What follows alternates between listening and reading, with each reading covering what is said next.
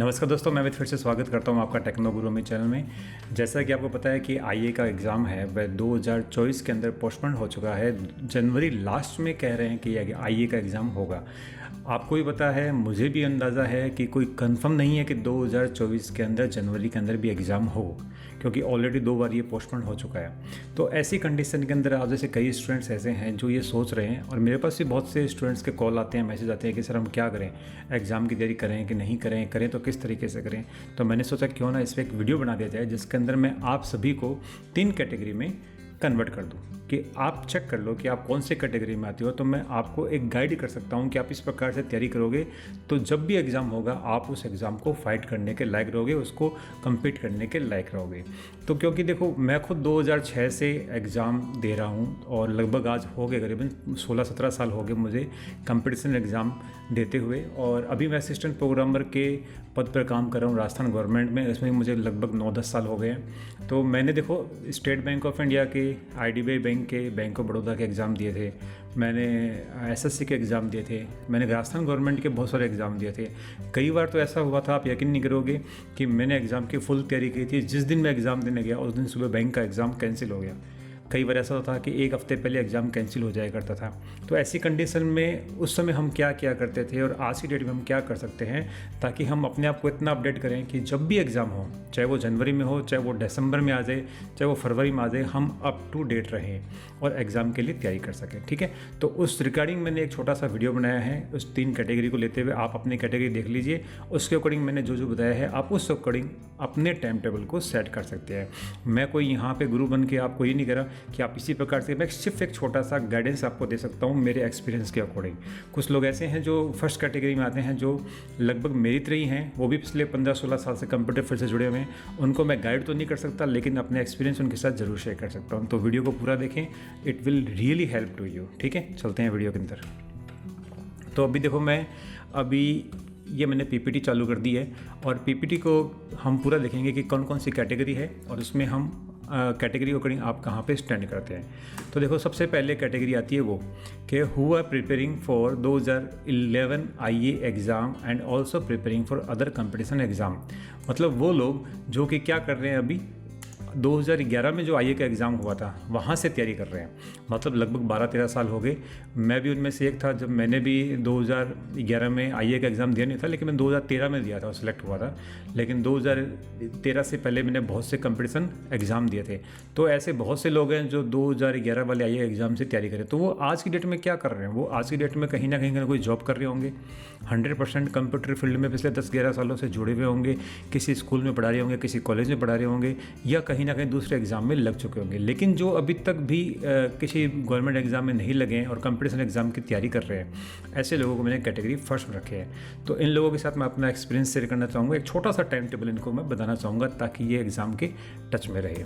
तो इनको क्या करना चाहिए, क्या चीज़ें इनके लिए थिंग्स टू डू होनी चाहिए, वो मैं आपको बताना चाहता हूँ। पहली बहुत इंपॉर्टेंट है कि अर्निंग के लिए आप कुछ ना कुछ फुल टाइम करें। क्योंकि देखो, अभी जो इस कैटेगरी आते हैं वो मान के चलिए अबाउट 34-35 के पर्सनस हैं, और इस उम्र तक आप घर पे अकेले बैठना विदाउट किसी अर्निंग के पॉसिबल नहीं हो पाता है। तो मुझे 99% विश्वास है यहाँ पे जितने भी लोग अभी इस कैटेगरी में, वो लगभग कोई ना कोई अर्निंग के लिए काम कर रहे हैं। तो एक अपना फोकस अर्निंग पे भी रखिए पूरा कंप्लीट, कि आप अर्निंग, आपको घर चलाना ज़रूरी है। उसके बाद साथ में जो टाइम बचेगा 2 to 3 आवर्स का हम इसके अंदर आईए की तैयारी के लिए, कोई भी एग्ज़ाम की तैयारी के लिए हम इसके अंदर देंगे। ठीक है, तो अर्निंग पहले इंपॉर्टेंट है। अदरवाइज अर्निंग नहीं होगी तो हमारे दिमाग पे एक दूसरा इफेक्ट आ जाएगा कि जब हमारे पास अर्निंग नहीं होती, हमारा तो वो कहते हैं ना कि हमारे दिमाग पे एक बोझ आ जाता है कि हमने यार कुछ कमा नहीं रहे हैं, अब खाली पढ़ रहे हैं। वो नहीं होना चाहिए। तो अर्निंग पहले ज़रूरी है। उसके अलावा सेकंड चीज़ मैं आपको ये एक्सपीरियंस शेयर करना चाह रहा हूँ कि आप अपने कंप्यूटर सब्जेक्ट्स के टच में रहें। टच में रहेगा मतलब ये देखो, अगर आप कहीं ट्यूशन पढ़ा रहे हैं तो बहुत अच्छी बात है, कहीं कोई कॉलेज में पढ़ा रहे हैं, तो कोई स्कूल में पढ़ा रहे हैं, तो आप 100% टच में हैं।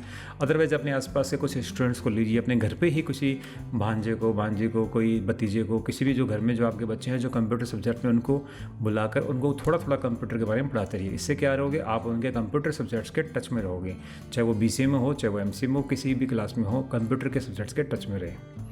तीसरा, डेली कंप्यूटर सब्जेक्ट्स के 100 से 200 MCQ सॉल्व करते रहें। ये बहुत इंपॉर्टेंट। देखो हमेशा क्या होता है, देखो आजकल जो कंपटीशन का जो पूरा एक स्ट्रक्चर है वो सारा MCQ का है। तो देखो इस कैटेगरी में आने वाले लोगों को लगभग इतना नॉलेज होता है, वो सब सब्जेक्ट्स के बारे में जानते हैं, लेकिन MCQ सॉल्व करते रहेंगे डेली तो उन सब्जेक्ट्स के टच में रहेंगे। तो ये इंपॉर्टेंट है कि डेली 100 to 200 MCQ सॉल्व करें। अब ये बात आती है कि MCQ मिलेंगे कहाँ पे? मिलेंगे आपको सारे, या तो आप बाज़ार से किसी भी बुक को परचेज़ कर सकते हैं, या आप खुद पढ़ा रहे हैं तो आपके पास में जो बुक्स पढ़ी है वहाँ से आप MCQ देख सकते हैं, ऑलवेल की बुक्स में से दे सकते हैं, या फिर ऑनलाइन MCQ देख सकते हैं। डेली आपको 100 से 200 MCQ सॉल्व करने हैं, चाहे वो फिर इंटरनेट के हो, चाहे वो नेटवर्किंग के हो, चाहे वो कंप्यूटर बेसिक्स के हों, चाहे वो दूसरे इंफॉर्मेशन टेक्नोलॉजी के हों, किसी भी प्रकार के हों, लेकिन आपको 100 से 200 MCQ सॉल्व ही करने हैं। नेक्स्ट, डेली न्यूज़पेपर को आपको रीड करना है, ये बहुत इंपॉर्टेंट है, और करंट अफेयर से अपडेट रहना है। क्योंकि देखो हम क्या करते हैं कि हमें कंप्यूटर नॉलेज तो हो जाता है, लेकिन जब कंप्यूटर का जो स्टूडेंट होता है उसकी एक प्रॉब्लम क्या होती है, वो जीके में मात खा जाता है।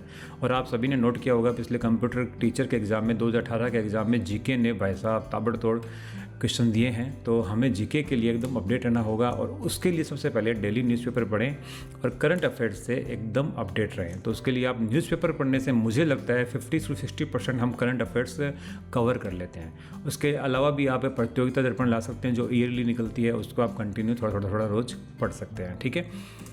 उसके अलावा डेली 50 to 100 जीके के क्वेश्चन MCQ के सॉल्व करें। ये भी इंपॉर्टेंट है। किसी दिन आपने जीके के हिस्ट्री के क्वेश्चन पकड़ लिए तो उस हिस्ट्री के 50 to 100 जीके के क्वेश्चन आप डेली पढ़ें और उनको सॉल्व करें। MCQ को टारगेट बना लीजिए कि मुझे 50 to 100 जीके के क्वेश्चन रोज़ करने ही हैं। इससे क्या होगा कि आपका जो डेटाबेस है वो हमेशा अपडेट होता रहेगा, क्योंकि देखो जीके के क्वेश्चन जहाँ से भी पढ़ोगे वापस कुछ ना कुछ रिपीट होते रहेंगे। तो आपको पता लगता रहेगा अच्छा ये क्वेश्चन मैंने पढ़ा था पहले और अभी मुझे वापस से आ गया तो मैं इसको सही कर रहा हूँ या गलत कर रहा हूँ। तो आप डेली के 50 to 100 जीके क्वेश्चन ज़रूर सॉल्व करें। उसके अलावा टाइपिंग की प्रैक्टिस बहुत ज़रूरी है। देखो ये बहुत इंपॉर्टेंट, आपको पता है कि अगर आपको पर्टिकुलर आईए का एग्ज़ाम या फिर जैसे कोई LDC एग्ज़ाम, इन एग्ज़ाम के लिए तैयारी कर रहे हो तो वहाँ पे टाइपिंग तो कंपलसरी है। आप एग्ज़ाम फाइट कर लेंगे लेकिन टाइपिंग में जाकर अटक जाएंगे तो फिर मतलब क्या, सारी मेहनत बेकार हो जाएगी। तो इसलिए टाइपिंग को बिल्कुल भी आपको पीछे नहीं समझना है। डेली 10 मिनट्स में हिंदी और इंग्लिश में आपको टाइप करना है। इसके लिए आप मेरा सॉफ्टवेयर है www.luketypingpro.in से आप डाउनलोड भी कर सकते हो। जिस भी कंप्यूटर पर आप ये सॉफ्टवेयर डाउनलोड करोगे उस कंप्यूटर पर लाइफ टाइम रजिस्टर रहेगा। इसके अंदर मैंने एक्सरसाइज दे रखी है, 40 एक्सरसाइज है, वहाँ से आप हिंदी और इंग्लिश की टाइपिंग भी कर सकते हो। अगर आपके पास में खुद का दूसरा सॉफ्टवेयर है वहाँ से भी कर सकते हो। इसके अलावा आप MS वर्ड के अंदर भी आप कर सकते हो, जो कि मैंने बताया है आगे वाले जैसे कैटेगरी में कि मैं आप MS वर्ड में भी आपको टाइपिंग करनी चाहिए। इसके अलावा आपको रीजनिंग का डेली एक टॉपिक प्रैक्टिस जरूर करें। देखो इस बारे में आपको बताता हूँ मैं कि मैं 2008 या 9 की बात बता रहा हूँ। आपको बीकानेर में मैं रहता हूँ, तो बीकानेर के अंदर एक इंस्टीट्यूट था, वहाँ पे मैं रीजनिंग और मैथ्स पढ़ाया करता था। ये बात है करीबन आज से 15 साल पुरानी। तो मैं आपको बताऊं कि जब मैंने आईए की तैयारी की तब मेरे पास रीजनिंग इतनी फ्लुएंट थी कि मैं सेकंडों के अंदर क्वेश्चन को सॉल्व करता था। अभी मुझे कोई रीजनिंग का क्वेश्चन पूछता है, मैंने खुद ने नोटिस किया है, तो मुझे उन्हीं क्वेश्चनों में 1-1 मिनट का टाइम लग जाता है। तो रीजनिंग का जो चीज़ है वो आपको कंसेप्ट तो क्लियर रहेगा, लेकिन जब तक आप उसे प्रैक्टिस करते रहोगे तब तक आप उसमें आपकी एक्यूरेसी और टाइम कंज्यूमिंग कम रहेगी उसके अंदर। तो एक्यूरेसी बढ़ाने और टाइम कंज्यूमिंग कम रखना है तो आप रीजनिंग का डेली एक टॉपिक आप प्रैक्टिस करते रहे, छोड़े मत। जैसे आज आपने दिशा ज्ञान ले लिया तो दिशा ज्ञान के 15, 20, 25 क्वेश्चन कर लिए, छोड़ दिए। नेक्स्ट डे आप क्रम का ले लिया, आपने उसको लेके छोड़ दिया। फिर नेक्स्ट डे आप रिश्तों का ले लिया, करके छोड़ दिया। ऐसे एक डेली टॉपिक करते रहे। ऐसे क्या देखो रीजनिंग के करीबन 30-40 टॉपिक्स हैं, तो महीने भर में सारे टॉपिक्स क्लियर हो जाएंगे, वापस से वो नेक्स्ट टॉपिक वापस आ जाएगा। ठीक है, किसी एक दिन पकड़ के आप रीजनिंग का अपना सेल्फ टेस्ट भी ले सकते हो। अगला 1 दिसंबर 2023 से फुल फोर्स में तैयारी करें।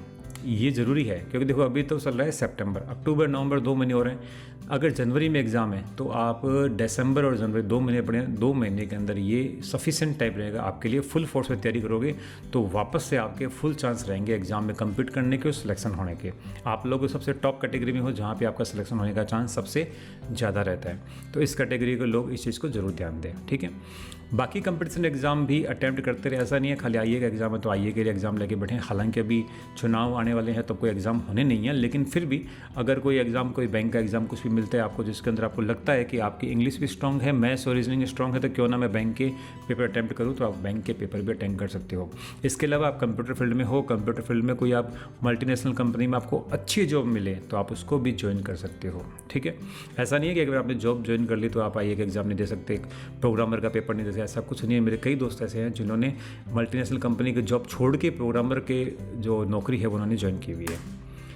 आपका जो स्टडी टाइम है मेरे हिसाब से 2 to 3 आवर्स डेली होना चाहिए, क्योंकि देखो आप फुल टाइम जॉब करते हैं तो इतना टाइम तो आपको 8 से 10 घंटे तो जॉब में लग जाएगा। तो मेरे साथ 2 to 3 घंटे आपको एटलीस्ट आपको घर पे देना चाहिए, चाहे वो सुबह दें, चाहे शाम को दें, या फिर दिन में आधा टाइम करके दें। आपको इतना टाइम तो अभी भी अपने एग्ज़ाम की प्रिपरेशन के लिए रखना चाहिए, क्योंकि अगर आपने ये सोच लिया कि जनवरी में एग्ज़ाम है और आप बिल्कुल कट हो गए तो यकीन मानिए वापस से तैयारी करने में आपको बहुत जोर आएगा। फिर आप एज ए फ्रेशर स्टूडेंट की तरह हो जाओगे, आपको उतना ही समय लगेगा जो मैं आपको बताऊँगा कि फ्रेशर स्टूडेंट के लिए क्या रहेगा, उतना टाइम फिर आपको रहेगा। तो ज़रूरी है पहले से भी अपने आप को अपडेट रखें। तो ये मेरा एक छोटा सा एक्सपीरियंस था जो मैंने आपके साथ शेयर किया कि ये जो फर्स्ट कैटेगरी में आते हैं, जो पिछले कई सालों से कंप्यूटर टच में हैं, उनके लिए तैयारी करने के लिए क्या बेटर रहेगा एग्ज़ाम जब तक नहीं हो तब तक। ठीक है, अब बात आते हैं कैटेगरी सेकंड की। कैटेगरी सेकंड में वो लोग आ रहे हैं जो 2018 का आईए का जो एग्ज़ाम हुआ था वहाँ से वो चल रहे हैं। 2018 आईए का एग्ज़ाम जब हुआ था उसके बाद कंपटीशन का एग्ज़ाम हुआ, उस समय से वो कंपटीशन एग्ज़ाम के अंदर बैठे हैं और अभी भी दूसरे एग्ज़ाम्स की तैयारी कर रहे हैं। उनके लिए क्या रहेगा, चीज़ें बहुत कुछ सेम रहेगी कैटेगरी फर्स्ट की तरह, लेकिन जो अलग हैं वो भी साथ साथ में बताता रहूँगा। सबसे पहला, अर्निंग के लिए हो सके तो पार्ट टाइम जॉब करते रहें। यहाँ पे थोड़ा सा करेक्शन है, क्योंकि यहाँ पर आपको ऐसा नहीं है कि आपको पूरा नॉलेज अभी आप जस्ट मेरे हिसाब से कॉलेज से पास आउट हुए होंगे या साल 2 साल 3 साल हुए होंगे, तो अभी आपने 2018 से एग्ज़ाम देने चालू किए हैं, तो अभी ऐसा नहीं है कि आपको पूरा फोकस अर्निंग पे करना चाहिए। अभी भी आपके पास टाइम है, आपको एग्ज़ाम के लिए प्रिपरेशन करनी चाहिए। तो अर्निंग के लिए हो सके तो पार्ट टाइम अर्निंग करो, जैसे कि आप ट्यूशन्स कर सकते हैं, किसी स्कूल में पढ़ा सकते हैं, 2-3 घंटे के लिए घर पे बच्चों को पढ़ा सकते हैं, 2-3 घंटों के लिए किसी जैसे इंस्टीट्यूट है वहाँ पे जाके आप ज्वाइन कर सकते हैं, कोई सी लैंग्वेज या फिर C++ जावा के आप कोचिंग दे सकते हैं। तो ये काम कर सकते हैं पार्ट टाइम, जिससे ऐसा काम करिए जो आपके कंप्यूटर फील्ड से टच में रहे, तो ज़्यादा बेटर रहेगा। बाकी देखिए इस चीज़ ये सब कुछ पर्सनलाइज है, क्योंकि जैसी जैसी किसी की रिक्वायरमेंट है उसके अकॉर्डिंग अर्निंग के लिए उसको वैसा करना पड़ता है, लेकिन हो सके तो आप अर्निंग के लिए पार्ट टाइम जॉब करें। अगला, डेली कंप्यूटर सब्जेक्ट्स के MCQ सॉल्व करते रहें, किसी एक सब्जेक्ट को लेकर ना बैठे। ये बहुत बड़ी गलती करते हैं बच्चे कि जैसे आज नेटवर्किंग है तो आज नेटवर्किंग की ही जान लेके बैठेंगे। ऐसा नहीं करना आपको। नेटवर्किंग कर रहे हो तो साथ साथ में उस दिन आप इंटरनेट भी पढ़ो, इंटरनेट नेटवर्किंग कर रहे हो उस दिन आप उस दिन डेटाबेस भी पढ़ो, डेटाबेस पढ़ रहे हो आप तो दूसरे सब्जेक्ट भी तैयारी करो, बेसिक कंप्यूटर पढ़ो। मतलब डेली ऐसे 3-4 सब्जेक्ट्स को लेके बैठो, दिन में से छोटे छोटे क्वेश्चन सबके करो। तो सारे सब्जेक्ट्स के कुछ कुछ MCQ आपको करने हैं। ऐसा नहीं है कि आजकल नेटवर्किंग ही करने हैं। ऐसा करोगे ना तो 4-5 दिन आप नेटवर्किंग करोगे, उसके बाद नेटवर्किंग का जब नंबर आएगा ना तो नेटवर्किंग के क्वेश्चन आधे आपके दिमाग से निकल जाएंगे। रोज़ छोटे छोटे सब्जेक्ट्स को अल्टरनेटिव डे पे ऐसे घुमाते रहो। समझ में आया? मतलब एक दिन में एक सब्जेक्ट आपको नहीं करना है। उसके बाद में डेली न्यूज़पेपर वाला आपके लिए भी एकदम वैसा अटेम्प्ट करना है जैसा कि कैटेगरी फर्स्ट में है। डेली न्यूज़पेपर पढ़ना है और आपको करंट अफेयर से अपडेट रहना है। उसके अलावा जीके के क्वेश्चन आपके लिए कैटेगरी बढ़ चुकी है। आपको लगभग 200 जीके के क्वेश्चन डेली MCQ सॉल्व करने हैं। जगह वही बताई मैंने आपको, ऑनलाइन पढ़ सकते हो आप, किसी ऑनलाइन आप जो कोर्स अटेंड कर सकते हो जहाँ पे जीके के MCQ मिली। आपको बाज़ार में से जीके की बुक्स ले सकते हो जहाँ पे MCQ मिलती हो, वहाँ से आप थोड़ी जीके की हिस्ट्री पढ़िए और वहाँ से एटलीस्ट 200 क्वेश्चन डेली जीके के आप सॉल्व करें। हो सके तो डेली 1-2 आवर्स ग्रुप स्टडी करिए। ये बहुत इंपॉर्टेंट है इस कैटेगरी लोगों के लिए कि आपकी देखो स्टडी तो ऑलरेडी हो चुकी है, बस अब आपको क्या करना है, उस स्टडी को बहुत हैवी देर से मेंटेन करना है। उसके लिए आपको ग्रुप स्टडी करो। ग्रुप स्टडी करने से फ़ायदा ये होगा कि जो 3 या 4 लोग आपके साथ रहेंगे तो उनके भी विचार विमर्श के साथ साथ आपको कुछ MCQ सॉल्व वो करेंगे, कुछ आप करोगे, आप उनसे कुछ पूछोगे, वो आपसे कुछ पूछेंगे। ऐसे धीमे धीमे आपका जो ग्रुप स्टडी करने से जो फ़ायदा होगा वो बहुत अच्छा होगा।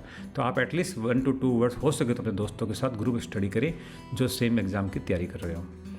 टाइपिंग की प्रैक्टिस के लिए आपके लिए भी सेम है। अगर आपको टाइपिंग आती है तो कोई दिक्कत नहीं है और आप 20-20 मिनट की टाइपिंग की प्रैक्टिस करते रहे। अगर नहीं सीखी है तो अभी से स्टार्ट करें। सॉफ्टवेयर आपको बता रखा है मैंने, www.luketypingpro.it मेरी वेबसाइट है, वहाँ से आप सॉफ्टवेयर डाउनलोड कर सकते हो। अदरवाइज़ आप कोई भी सॉफ्टवेयर आपके पास है वहाँ से सॉफ्टवेयर में आपको टाइपिंग करनी है, छोड़नी नहीं है टाइपिंग। हर रोज़ आपको 20-20 मिनट्स की टाइपिंग करनी है। ये मैंने आपके लिए स्पेशल रखा है कि आपकी और थर्ड कैटेगरी वालों के लिए डेली न्यूज़पेपर से कोई एक पैराग्राफ टाइप करें।